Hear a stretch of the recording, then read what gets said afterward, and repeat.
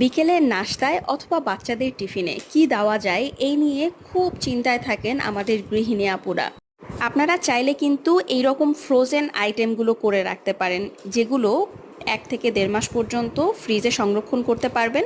যখনই প্রয়োজন পড়বে জাস্ট বের করে ভেজে নিলেই কিন্তু রেডি হয়ে যাবে। এমন কিছু ফ্রোজেন আইটেমের নাম বলছি, এগুলো আপনারা ঘরে তৈরি করে নিতে পারবেন। যেমন এখানে দেখতে পাচ্ছেন চিকেন নাগেটস। এর আগে যেটা দেখিয়েছি সেটা হলো চিকেন ললিপপ।